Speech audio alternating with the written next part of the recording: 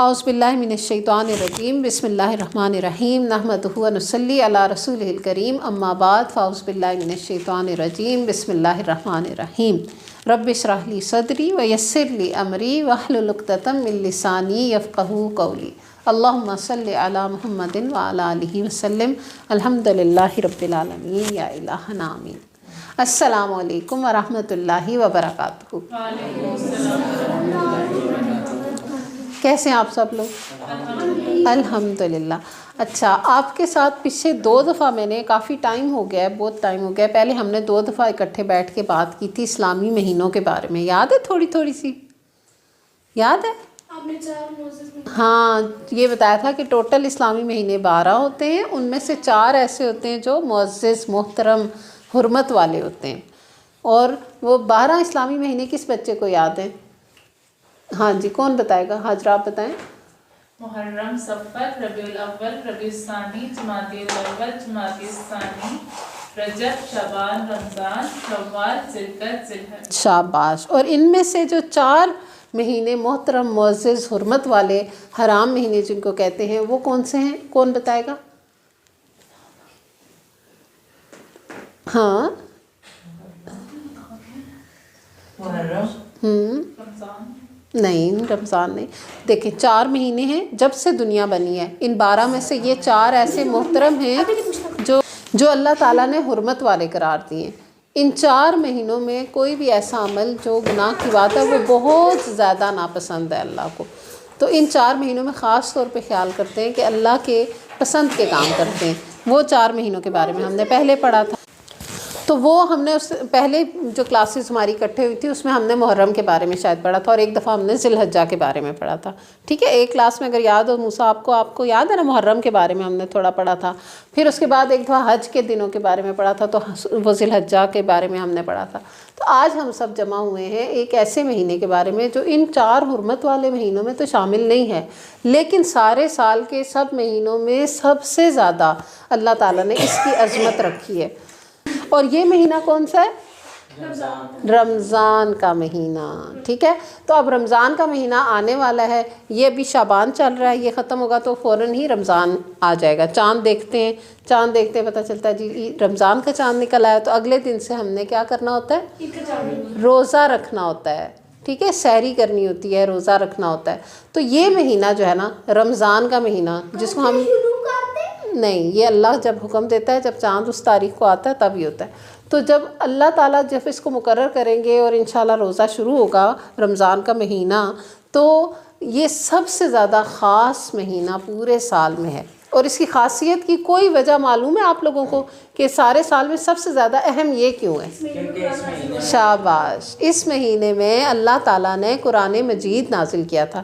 یہ جو آپ قاعدہ پڑھتے ہیں نا، تاکہ آپ کو الف با تا سا سمجھ آ جائے، اور پھر اس کو جوڑ کر آپ جوڑوں والے لفظ پڑھتے ہیں، پھر اس کے بعد آپ صورتیں یاد کرتے ہیں، تو یہ جو قرآن پڑھنے کی آپ شوق رکھتے ہیں اور سیکھتا ہے ہر مسلمان، اور پھر قرآن کی تلاوت سیکھتا ہے، تو یہ قرآن ہم اس لیے پڑھتے ہیں کہ اللہ نے آسمان سے اپنا کلام ہمارے لیے دنیا میں بھیجا ہے۔ اور جب آپ تھوڑے انشاءاللہ اور بڑے ہو جائیں گے، اللہ آپ کو توفیق دے گا انشاءاللہ کہ آپ اس قرآن کا عربی کے علاوہ مطلب بھی سمجھ سکیں گے، عربی زبان میں اس کے معنی جانیں گے، تو آپ کو پتہ چلے گا کہ اس قرآن میں ہماری روز کی زندگی کی رہنمائی اللہ نے بتائی ہے کہ ہمیں کیا بولنا ہے، کیا نہیں بولنا، ہمیں کون سے کام کرنے ہیں، کون سے کام نہیں کرنے، کون سی باتیں ہیں جو کر کے تو اللہ تعالیٰ ہمیں جنتوں کا رستہ دکھائیں گے، کون سی باتیں جو بری ہیں جو ان سے ہم بچیں گے تو ہم اللہ تعالیٰ کی ناراضگی سے بچ جائیں گے، اور کس طرح ہماری دنیا اور آخرت اچھی ہو سکتی ہے۔ یہ ساری باتیں قرآن مجید میں لکھی ہوئی ہیں۔ تو یہ اتنی قیمتی کتاب جس میں ساری زندگی کی باتیں لکھی ہوئی ہیں، اتنی زبردست بک، یہ اللہ نے ہمارے لیے زمین پر جب بھیجی تو وہ رمضان کا ایک رات تھی جس میں اللہ نے وہ بھیجی۔ تو اس قرآن کے نازل ہونے کی وجہ سے پورا رمضان کیا ہو گیا؟ قیمتی ہو گیا، پورا مہینہ خاص الخاص ہو گیا، کیونکہ اس مہینے میں ایک رات ایسی آتی ہے جس میں قرآن نازل ہوا تھا۔ جی شاباش۔ تو قرآن چونکہ اتنا پیارا اللہ نے ہمارے لیے رہنمائی کا ذریعہ بھیجا ہے، اور آپ کو پتہ ہے کہ قرآن جب ہم پڑھتے ہیں تو آپ صلی اللہ علیہ وآلہ وسلم نے فرمایا کہ قرآن کے ہر حرف پر 10 نیکیاں ہیں، اور آپ نے فرمایا کہ میں یہ نہیں کہتا کہ الف لام میم ایک حرف ہے، بلکہ الف ایک حرف، لام ایک حرف، میم ایک حرف، یعنی صرف الف لام میم کہنے پر کتنی نیکیاں ہیں؟ 30 نیکیاں ہیں۔ تو اب دیکھیں نا، آپ بسم اللہ پڑھتے ہیں، با سین میم الف لام لام ہا، یہ کتنی ہو گئی؟ 70 نیکیاں تو بسم اللہ کہنے پہ ہو گئی۔ ابھی الرحمن الرحیم کہیں گے، الحمدللہ رب العالمین کہیں گے، ہر حرف پہ کتنی نیکیاں ہیں؟ 10 نیکیاں ہیں۔ اور قیامت کے دن انسان کو قدم قدم پہ نیکیوں کی ضرورت ہوگی، لیکن اس وقت وہ نیکیاں جمع نہیں کر سکے گا، یہ دنیا میں ہی اس نے جمع کرنی ہے۔ تو یہ ایسی کتاب ہے کہ جس کی وجہ سے نیکیوں میں اضافہ ہوتا ہے، ہمارا فائدہ ہوتا ہے۔ میں پڑھوں گی تو نیکیاں کس کو ملیں گی؟ ہاں جی، تو جو پڑھے گا نیکیاں کس کو ملیں گی؟ اسی کو ملیں گی۔ تو اپنے لیے یہ نیکیاں خود جمع کرنی ہے سب، ٹھیک ہے؟ تو یہ حمزہ آپ کیا سوال کر رہے ہیں؟ جی میں یہ سوال کر رہا تھا کہ جب کوئی قرآن کسی کو سکھاتا ہے یا کوئی لفظ کسی طرح پڑھنا سکھاتا ہے قرآن کا، تو جو کوئی پڑھنے والا ہوتا ہے، چاہے وہ سیکھنے کے بعد کہیں پہ پڑھ رہا ہو یا کسی بھی طرح پڑھ رہا، تو جو پڑھنے والا ہوتا ہے اس کے ساتھ جو سکھانے والا ہوتا ہے اسے بھی ثواب جاتا ہے؟ ہاں جی، جس نے کسی کو قرآن کا کوئی لفظ پڑھنا سکھایا تو اس سکھانے والے کو بھی ثواب ملتا ہے۔ جیسے میں اگر آپ کو کوئی سورت پڑھنا سکھاتی ہوں، قرآن پڑھنا سکھاتی ہوں، تو آپ جب بھی پڑھیں گے تو آپ کو بھی اتنا ہی ثواب ملے گا، لیکن وہ مجھے بھی ملے گا، آپ کے ثواب میں کوئی کمی نہیں آئے گی۔ اچھا، تو اب جو سکھا رہا ہے، جو کسی کو سکھاتا ہے کوئی بھی نیکی کی بات، اس کا بھی ثواب ملتا ہے، لیکن جس نے کسی کو قرآن سکھایا تو قیامت تک وہ جو پڑھے گا، جو بھی اس کے آگے سیکھ رہا ہے وہ سکھا رہا ہے، آگے سکھا رہا ہے، تو وہ پڑھانے والے کو سب آگے والوں کا بھی ثواب پہنچتا رہے گا۔ اس کو صدقہ جاریہ بھی کہتے ہیں۔ جیسے سب سے پہلے تو قرآن مجید آپ کو پتہ ہے کہ حضرت جبرائیل جو فرشتے تھے وہ اللہ کے نبی کے پاس لے کے آئے تھے نا، نبی صلی اللہ علیہ وسلم کے پاس، تو نبی صلی اللہ علیہ وسلم نے آگے امتیوں کو سکھایا، تو آپ دیکھیں کہ ان تک بھی ثواب جاتا ہوگا انشاءاللہ، کیونکہ سیکھا تو ہم نے، بہرحال یہ سارا سلسلہ ادھر تک جاتا ہے، ہم کوئی اپنے پاس سے تو نہیں اس کا تلفظ نکالتے۔ تو یہ جیسے اللہ رسول کی ہدایت ہوتی ہے ویسے ہی انسان پڑھتے ہیں نا قرآن مجید کا تلفظ۔ تو قرآن ایک ایسی کتاب ہے جس سے کسی بھی پہلو سے کوئی جڑ جائے، چاہے اس کا ترجمہ پڑھے، چاہے اس کے لفظوں کو پڑھے، چاہے اس کو تلاوت کر رہا ہے یا نماز میں پڑھ رہا ہے یا چلتے پھرتے پڑھ رہا ہے، دیکھ کے پڑھ رہا ہے، جو بھی اس کے ساتھ کسی طرح سیکھ رہا ہے یا سکھا رہا ہے، وہ ایک فائدہ مند کتاب ہے جو ہماری رہنمائی بھی کرتی ہے، ہمارے پر رحمت اور برکتوں کے نزول کا سبب بھی ہے۔ تو چونکہ یہ اتنی قیمتی کتاب آ گئی تو پھر اللہ تعالیٰ نے جس رات میں وہ نازل کی تو اس مہینے پورے کو بابرکت قرار دیا، پھر اس میں روزے فرض کر دیے۔ اب یہ دیکھیں کہ قرآن بھی نازل کیا اور روزے بھی فرض ہو گئے، دو چیزیں اکٹھی جڑ گئی، قرآن اور روزے۔ اس کا کیا تعلق ہے یہ بتائیں آپ لوگوں کو کہ قرآن اور روزوں کا آپس میں پھر کیا تعلق ہے، کہ اسی مہینے میں پھر اللہ نے روزے کیوں فرض کیے؟ کیونکہ رمضان کا مہینہ ہے، شاباش۔ اللہ تعالیٰ قرآن مجید میں فرماتے ہیں کہ تم سے پہلے جو لوگ تھے دنیا میں، یعنی مسلمانوں سے پہلے جو لوگ تھے، ان کے اوپر بھی اللہ نے روزے فرض کیے تھے، تاکہ جیسے اب تم کے اوپر فرض کیے ہیں، تمہارے اوپر بھی اسی لیے فرض کیے کہ تم تقوی اختیار کرو، تاکہ تم تقوی والے بن جاؤ۔ اور تقوی کیا ہوتا ہے کہ جب انسان نیکی کا کام کرے اور گناہ کے کام سے بچے، وہ کام کرے جس سے اللہ تعالیٰ راضی ہو، اور اس کام سے بچے جس سے اللہ تعالیٰ ناراض ہوتے ہیں، تو اس کو کہتے ہیں تقوی۔ جیسے آپ اچھے کام کرتے ہیں، ابھی تو آپ چھوٹے ہیں، آپ اتنا سوچ کے نہیں کرتے، لیکن جیسے جیسے بڑے ہوتے جاتے ہیں آپ دیکھیں آپ کے پاس بہت ساری گنجائش ہے، آپ جھوٹ بھی بول سکتے ہیں، آپ سچ بھی بول سکتے ہیں، آپ کسی کو نقصان بھی پہنچا سکتے ہیں، آپ اس کے نقصان پر اس کو ہمدردی بھی کر سکتے ہیں۔ اچھائی اور برائی کے راستے ہوتے ہیں نا، تو اچھا کام کرنے کا خیال آئے آپ اس لیے کریں کہ اس سے اللہ راضی ہوگا، اور برے کام سے اس لیے بچیں کہ اللہ کو پسند نہیں ہے۔ اس کو کیا کہتے ہیں؟ تقوی۔ اب جب ہم روزہ رکھتے ہیں تو کیا کرتے ہیں؟ بھلا بتایا کوئی بچہ کہ روزہ سحری کرتے ہیں اور نیت کرتے ہیں، سحری کرتے ہیں اور افطاری کرتے ہیں۔ اب سحری اور افطاری کے بیچ میں کیا خاص بات کرتے ہیں؟ بھوکے رہتے ہیں نا، کھانا نہیں نا کھا سکتے، اگر کھانا کھائیں یا پانی پئیں تو روزہ ہوتا ہے پھر نہیں۔ حالانکہ کھانا کھانا بھی اللہ نے منع نہیں کیا ہوا، پانی پینا بھی ویسے منع نہیں ہے، اللہ نے پانی بنایا ہے پینے کے لیے، کھانے کی اچھی پاکیزہ چیزیں، حلال چیزیں اجازت دی ہے، کھاؤ پیو، لیکن روزے میں ہم وہ جو اللہ کی بنائی ہوئی پاکیزہ چیزیں اور پانی پینے کے لیے جو پاکیزہ موجود ہے، ہمیں یہ پریکٹس کرائی اللہ نے کہ تھوڑے سے ٹائم میں یعنی فجر سے مغرب کے بیچ میں آپ نے یہ بھی نہیں کھانی۔ اس سے کیا ہوتا ہے کہ اب دیکھو نا، آپ نے روزہ ٹوٹ جاتا اگر ہم کھائیں گے تو روزہ ٹوٹ جائے گا۔ اب مجھے یہ بتاؤ کہ جب آپ نے روزہ رکھ لیا صبح، اب کوئی بھی نہیں دیکھ رہا اور آپ چپکے سے اکیلے بیٹھے ہیں اور پانی پی لیتے ہیں، کسی بھی نے دیکھا نہیں، کوئی ماما بھی نہیں تھی، بہن، یس اللہ تعالیٰ دیکھ رہے ہیں، کسی اور کو پتہ نہیں چلا، لیکن آپ نے پی لیا، روزہ تو ٹوٹ گیا نا۔ اسی طرح کسی کو بھی نہیں پتا اور آپ نے کچھ چھوٹا سا کھا لیا تو بھی روزہ رہا، ٹوٹ گیا۔ تو یہ پتہ چلا کہ روزہ ایک ایسا عمل ہے جس کا پتہ صرف بندے کو خود ہی ہوتا ہے اور کسی کو نہیں پتہ۔ اب میں نے رکھا ہوا ہے، میں اندر گئی تھی، میں نے کھایا کہ نہیں کھایا، مجھے کسی کو کیا پتہ۔ تو روزہ اپنا اپنا عمل ہے، ٹھیک ہے؟ تو آپ نماز پڑھیں، آپ کو کوئی دیکھ لے گا، لیکن آپ نے روزہ رکھا ہوا، کسی نے اندر گلے میں تھوڑی دیکھا کہ ادھر سے کھانا گیا کہ نہیں گیا، وہ تو آپ خود ہی اللہ کے آگے حاضر ہے نا۔ تو اللہ تعالیٰ یہ کہتے ہیں کہ روزہ مجھے اتنا پسند ہے، اتنا پسند ہے، اتنا پسند ہے کہ باقی سارے جو کام ہے نا ان کا اجر تو میں بتا رہا ہوں، لیکن روزے کا اجر جو ہوگا نا وہ قیامت والے دن میں اچانک دوں گا اور بہت شاندار دوں گا۔ یعنی اللہ کے میں جتنا چاہوں اتنا جتنا دوں گا، کیونکہ اتنا دوں گا کہ روزہ دار خوش ہو جائے گا۔ حدیث میں آتا ہے کہ روزے دار کو 2 خوشیاں ملتی ہیں، ایک اس وقت جب وہ روزہ افطار کرتا ہے، افطاری کی خوشی ہوتی ہے نا، اور ایک اس وقت جب وہ اللہ کے پاس نہیں، جب وہ اللہ کے پاس جائے گا نا تو اس کو اتنا اجر ملے گا کہ وہ خوش ہو جائے گا۔ اب اجر بتایا نہیں ہے اللہ نے، کیونکہ وہ جیسے روزہ چھپا ہوا ہے نا اندر، اسی طرح اجر بھی اللہ چھپا کے رکھا ہوا ہے اور اچانک دیں گے اور بندے خوش ہو جائیں گے جنہوں نے روزے رکھیں گے۔ اور جنت جو ہے وہ جو اتنے بڑے بڑے باغ ہیں جن کے نیچے نہریں بہہ رہی ہیں اور اتنا سب حسین منظر ہے، اور جہاں جو چاہیں گے اللہ دے گا، ان جنتوں کے دروازے ہیں 8 دروازے ہیں اس کے، جن میں سے ایک دروازہ آپ نے کل جنت دکھائی تھی، اس دن میں کو آخری بات کراؤ امیجینیشن کروائی تھی۔ تو ایک جنت کا دروازہ ایسا ہے جس کا نام ہی الریان ہے، باب الریان، اور ادھر سے صرف وہ لوگ جائیں گے جو روزے دار ہوں گے، جو دنیا میں روزے رکھتے ہیں وہ اس دروازے سے اندر جائیں گے تو جنت میں۔ تو جو میری کہنے کا مطلب یہ ہے کہ روزے اور قرآن کا تعلق آپ کو بتانا ہے۔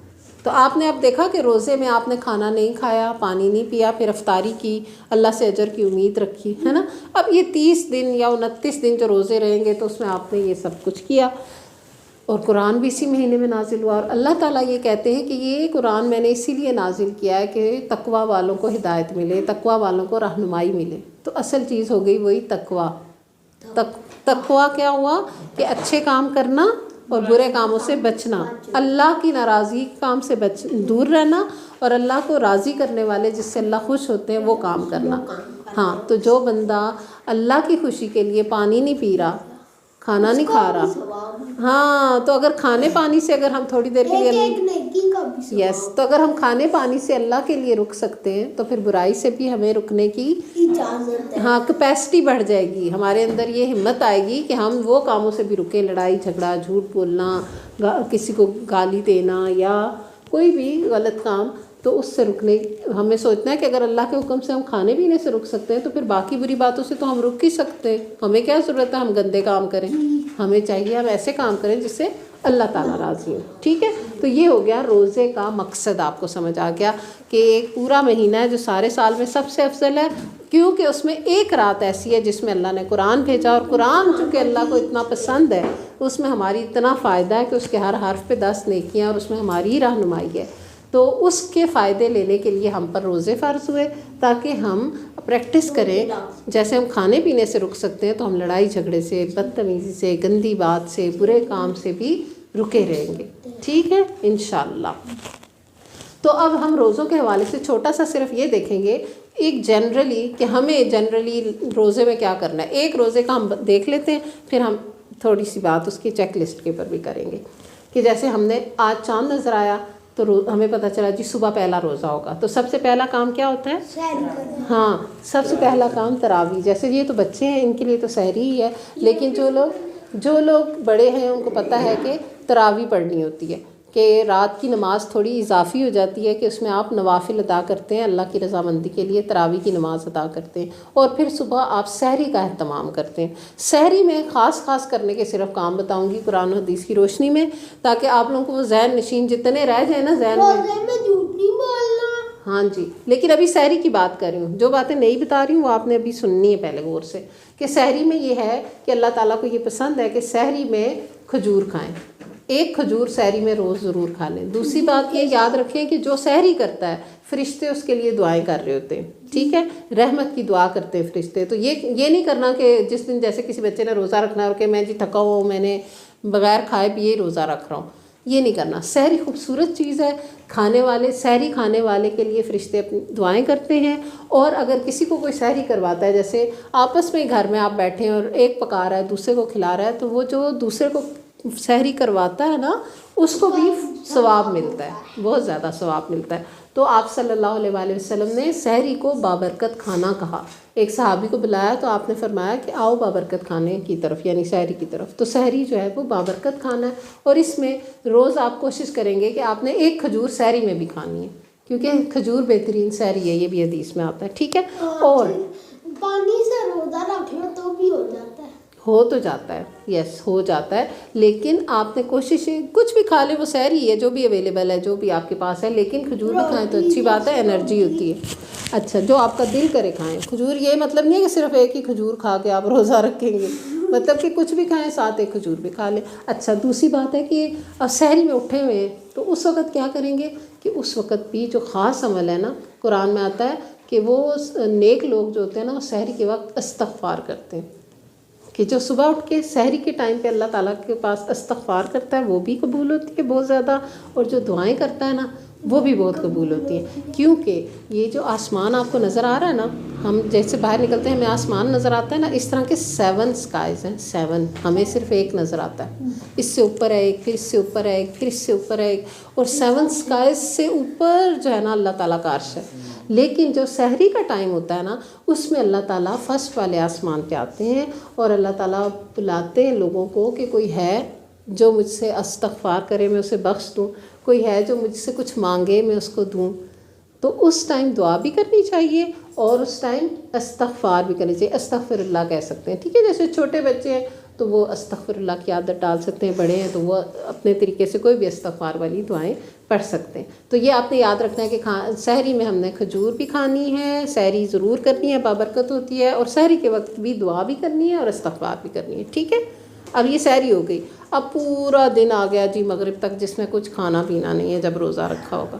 اب بالکل چھوٹے جو بچے ہیں وہ کبھی روزہ رکھیں گے کبھی نہیں رکھیں گے، ان کی گنجائش ہے، لیکن وہ جو بیچ والا ٹائم ہوگا اس میں اچھا اس میں پتہ ہے کیا کون سے کام کرنے ہیں آپ نے؟ ترتیب،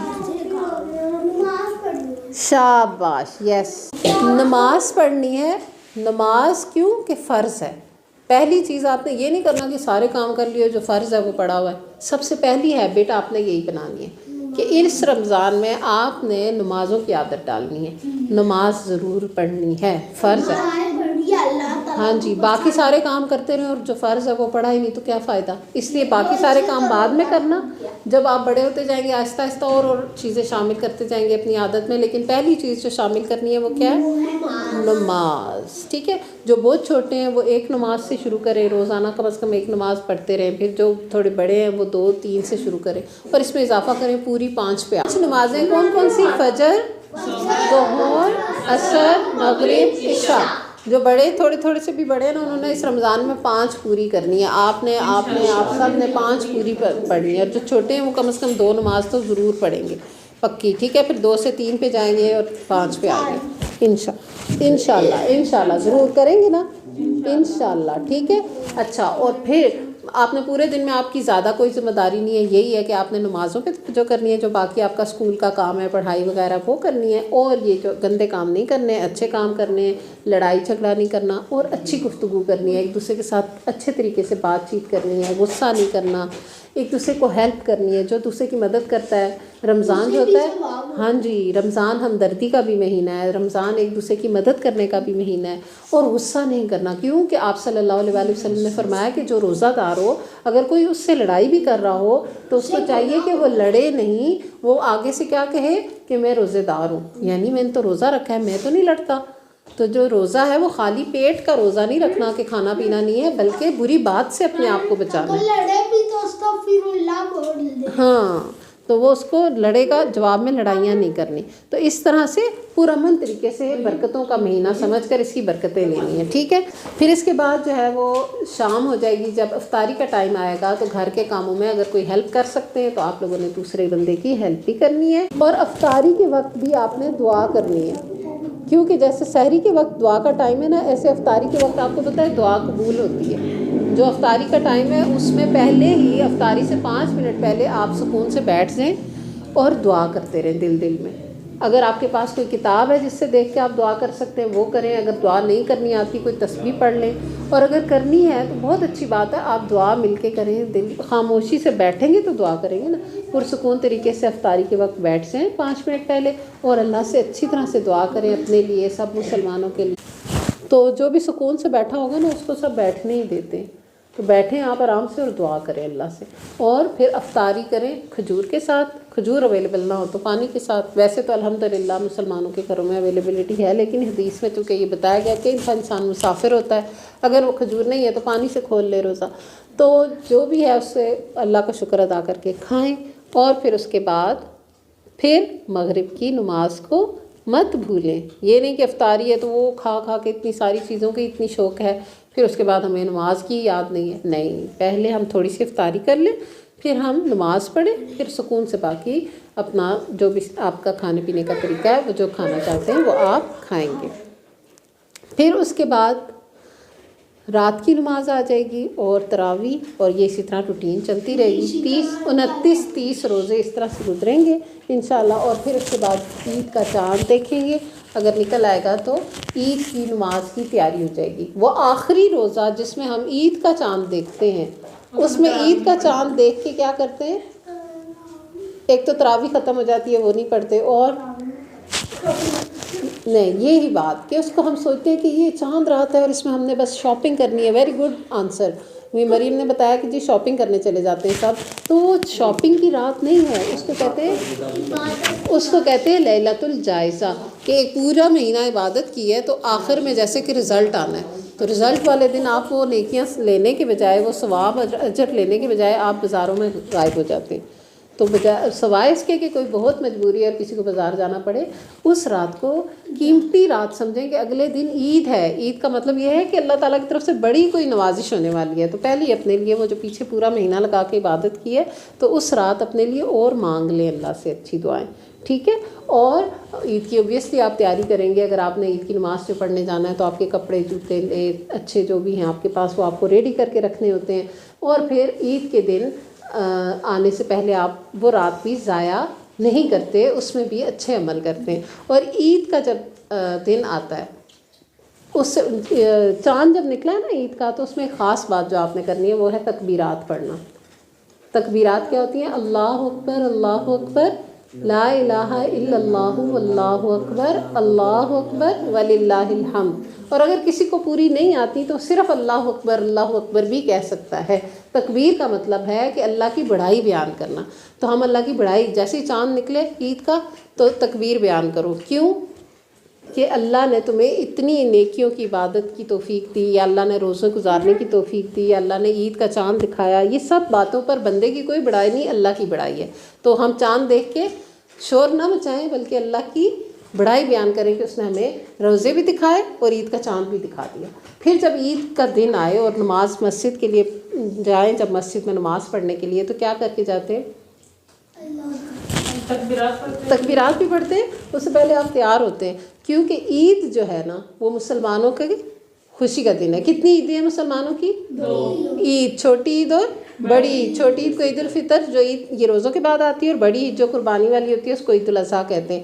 اور عید کا مطلب ہے بہت خوشی کا دن ہے، بہت بڑی خوشی مسلمانوں کی، یہ 2 اللہ نے دی ہوئی ہیں۔ تو اس میں کسی نے یہ نہیں کہنا کہ نہیں جی بور گزری ہے، مزہ نہیں آیا, ہم یہ سوئے ہوئے ہیں. ہمارے گھر جی آئی ہیں. نہیں, عید کا دن مسلمانوں کی خوشی کا دن اللہ کی طرف سے تحفہ ہے, تو اس کو اچھے طریقے سے کیسے کہ آپ کو جب عید کی نماز پڑھنے کے لیے جائیں تو تیار ہو کے جائیں, اچھے کپڑے, نئے کپڑے, اگر جو آپ نئے کپڑے پہنتے ہیں, پھر آپ جیسے کوئی بھی تیاری کرتے ہیں, آپ نہا دھو کے, خوشبو لگا کے, صاف ستھرے ہو کر, خاص طور پہ عید کی تیاری کر کے جب گھر سے نکلتے ہیں تو پھر آپ کو رستے میں تکبیر پڑھتے جانا ہے, تکبیرات پڑھتے جانا ہے. تکبیر پڑھتے پڑھتے آپ مسجد میں یا عیدگاہ میں پہنچے ہیں, وہاں پر آپ نے عید کی نماز پڑھی اور واپس آئے. واپسی کے رستے پر بھی آپ نے تکبیرات پڑھنی, واپسی کے راستے پہ تکبیرات بھی پڑھنی ہے. اور جب واپس آئیں گے, اچھا ایک بات رہ گئی بیچ میں کہ جب آپ عید کی نماز کے لیے چھوٹی عید پہ جاتے ہیں نا تو کچھ میٹھا کھا کے جانا ہوتا ہے, سنت ہے. یہ نہیں ہے کہ اگر رہ گیا ہے تو کوئی گناہ ہو گیا, لیکن سنت ہے کہ آپ کھا کے جائیں تو اچھی بات ہے, میٹھا کھا کے گھر سے جائیں. کیوں بھلا کوئی پتہ ہے؟ اس لیے کیونکہ ویسے دیکھیں نا 30 دن جو گزارے ہیں یا 29 دن, اس میں تو ہم صبح کھاتے ہی نہیں تھے, روزہ رکھا ہوتا تھا. تو آج جب ہم فجر کے بعد نکل رہے ہیں عید کے دن, تو ہم میٹھا کھا کے نکلیں گے, ٹھیک ہے, اور کھجور کھائیں تو یہ زیادہ اچھی بات ہے, سنت ہے. تو یہ ہو گیا عید تک کا آپ کا سارا پروسیجر, الحمدللہ.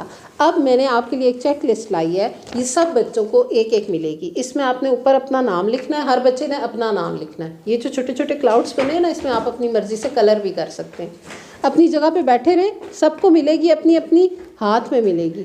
اس پہ دیکھیں پہلا کام کیا لکھا ہوا ہے, آج روزہ رکھا. اگر رکھا ہے تو پہلے کھانے میں آپ نے ٹک لگانا ہوگا پہلے روزے پہ, ٹھیک ہے. اگر نہیں رکھا تو کراس لگانا ہے. ضروری نہیں ہے کہ سارے ٹک کی ہو, جو چھوٹے بچے ہیں وہ ٹک نہیں لگائیں گے. دوسرا لکھا ہوا ہے 5 نمازیں پڑھی ہیں. تیسرے میں لکھا ہے سحری میں کھجور کھائی. چوتھا سحری میں استغفار کیا. پھر لکھا ہے کہ افطاری کے وقت دعا کی, صدقہ کیا. اچھا یہ صدقہ کیسے کرتے ہیں؟ دیکھو کسی کو کوئی چیز, ضروری نہیں ہے کہ پیسوں سے ہی صدقہ ہو, کہ چھوٹے بچے تو اپنے ان کے پاس تو نہیں پیسے ہوتے. یس, کوئی کھانے کی چیز بھی کسی کو دے سکتے ہیں. کسی کے ساتھ اچھی بات کرنا بھی صدقہ ہوتا ہے. سبحان اللہ کہنا بھی صدقہ ہے. الحمدللہ کہنا بھی صدقہ ہے. اللہ اکبر کہنا بھی صدقہ ہے. لا الہ الا اللہ کہنا بھی صدقہ ہے. 2 نفل پڑھنا بھی صدقہ ہے. پھر اس کے بعد کیا ہے کہ کوئی بھی نیکی صدقہ ہے. تو اگر جو بھی آپ نے نیکی اگر کوئی کی ہے اور کسی کو ہیلپ کی ہے یا کچھ دیا ہے تو آپ ٹک لگا سکتے ہیں. یہ صرف یاد کے لیے کہ اچھا اگر نہیں بھی کیا تو پڑھیں گے تو یاد آ جائے گا, پھر کر کے ٹک لگا لیں گے. پھر ہے کہ قرآن مجید پڑھا ہے یا قاعدہ پڑھا ہے. جو چھوٹے بچے ان کے لیے قاعدہ ہے اور جو بڑے ہیں ان کے لیے قرآن مجید. پھر یہ کہ کوئی جھوٹ تو نہیں بولا یا کوئی لڑائی جھگڑا تو نہیں کیا. پھر یہ کہ اللہ کا ذکر کیا ہے. اب اللہ کے ذکر میں یہ بات یاد رکھیں گے, جو 5 نمازیں آپ نے پڑھنی ہے نا, تو اپنے لیے خود اپنی پسند کا ذکر سلیکٹ کریں کہ فجر کے بعد میں ایک تسبیح سبحان اللہ کی پڑھوں گی, یا کوئی بچہ چاہتا ہے کہ میں ظہر کے بعد ایک تسبیح الحمدللہ کی پڑھوں گی, یا استغفر اللہ سحری میں پڑھوں گی. تو یہ سب اللہ کے ذکر ہیں. تو اپنے لیے خود یہ پابندی اپنی سوچ لیں کہ میں نے کون سی پسند کی ہے, میں کیا پڑھنا چاہتی ہوں, کون سی عادت بنانا چاہتی ہوں. تو آپ جو عادت بنائیں گے پھر ٹک لگا لیں کہ ہاں میں نے اللہ کا ذکر کیا ہے. پھر یہ ہے کہ درود شریف پڑھا تو آپ نے درود بھی ضرور پڑھنا ہے روزوں میں. ویسے بھی درود پڑھنے کے بہت فائدے ہیں, لیکن درود پڑھنا بھی یاد رکھیں. اور پھر ہے اچھی گفتگو کی, یعنی بری گفتگو سے بچنا ہے. اچھے لفظ بولنے, اچھی بات منہ سے نکالو ورنہ چپ رہو. پھر ہے کہ گھر کے کاموں میں مدد کی. اچھا آخری 2 جو ہیں ان کو غور سے سنیں. ایک یہ لکھا ہوا ہے کہ کوئی اچھی عادت اپنائی, یعنی ایک عادت جو آپ پہلے اچھی آپ کے اندر نہیں تھی اب آپ نے اپنائی. جیسے آپ پہلے بہت دوڑ کے چلتے تھے, اب آپ تحمل سے چل رہے ہیں. پہلے آپ چیخ کے بات کرتے تھے, آج سے آپ نے کوشش کی کہ آپ نرمی سے بات کریں. پہلے آپ وقت ضائع کرتے تھے, آج سے آپ نے سوچا کہ آپ وقت اچھے کاموں میں لگائیں گے.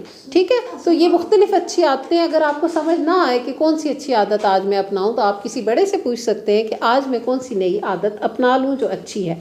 پھر آخری جو بات لکھی ہوئی ہے اس کو آپ نے خوب توجہ کرنی ہے کہ کوئی ایک اچھی بات آپ نے کسی کو سکھائی. ٹھیک ہے, تو آپ نے کسی کو سکھانی بھی ہے, یعنی اپنی کلاس میں کسی کو, اپنے بہن بھائیوں میں کسی کو, اپنے گھر میں کسی کو ایک اچھی بات آپ سکھا سکتے ہیں. جیسے آپ اس کو بتا سکتے ہیں کہ روزے ہیں, اللہ کا ذکر تم بھی کرو. ہاں یہ اچھی بات سکھائی. جھوٹ بولنے سے منع کر سکتے ہیں. کسی اچھے کام کی دعوت دے سکتے ہیں کہ آؤ مل کر ماما کی ہیلپ کرتے ہیں, کام کرتے ہیں, یا ہم کوئی کمرہ ہے وہ ہم نے خراب کیا ہوا اس کو صاف کر لیتے ہیں, یا کوئی بھی اچھی بات جو ہم دوسرے کو सिखा सकते हैं, या नमाज़ पढ़ने का तरीका सिखा सकते हैं। किसी को भूल रहा है तो बड़ा बच्चा छोटे बच्चे को सिखा सकता है। कोई दुआ दूसरे को याद करा सकते हैं, रात को सोने की, सुबह जागने की, दूध पीने की, बारिश की, ठीक है।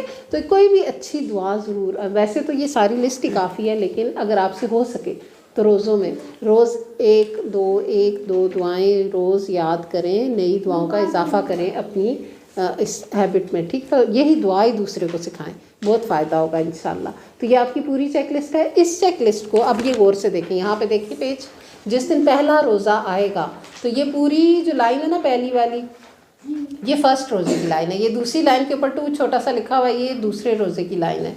तो पहले दिन इस लाइन को फिल करना है, जो जो काम किया उस पर टिक क्रॉस करना है। और इस चेक लिस्ट का मतलब ये नहीं है कि सब आपके टिक ही लगेंगे। जिसने नहीं रोज़ा रखा हुआ छोटा है तो वो क्रॉस ही लगाएगा, जो काम नहीं किया उस पर क्रॉस ही लगेगा, ठीक है। तो ये आपने अपना नाम लिख के किसी जगह पेस्ट कर देनी है, और रोज़ाना जब रोज़ा कंप्लीट हो जाएगा, दिन गुजर जाएगा, आखिरी में जाकर आपने वो टिक क्रॉस करना है। और अगर आपको खुद ना करना है तो पहली दफ़ा किसी बड़े से हेल्प ले लें, बाद में खुद करते हैं। तो ये आज का आपका सेशन था, अल्लाह ताला हमसे कबूल फरमाए। तो आप लोगों ने इसमें कोई बात ख़ास जो सीखी हो वो बता सकता है एक बच्चा। जी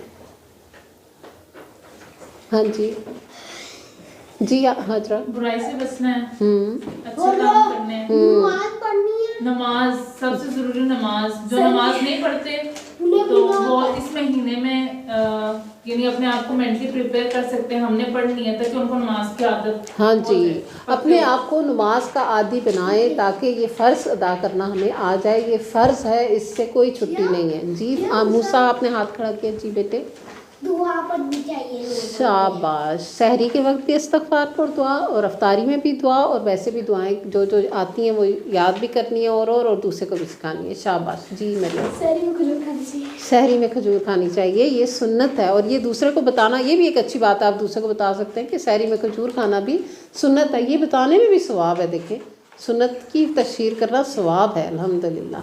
और किसी ने कुछ बताना है? बुराई से बचा जाए, और अगर किसी को बुराई करते हुए देख रहा है तो उसे रोकना है कि ये बुरी बात है, ये नहीं करना। हाँ जी, एक दूसरे को भी बुराई से रोकना और खुद भी बुराई से रोकना। पहले शाबाश। खुद रुकना, फिर दूसरे को रोकना। शाबाश। ये नहीं कि आप हम कर रहे हैं बुराई और दूसरे को रोक दूसरे को, हाँ, खुद भी रुकना और दूसरे को भी रोकना। अल्हम्दुलिल्लाह।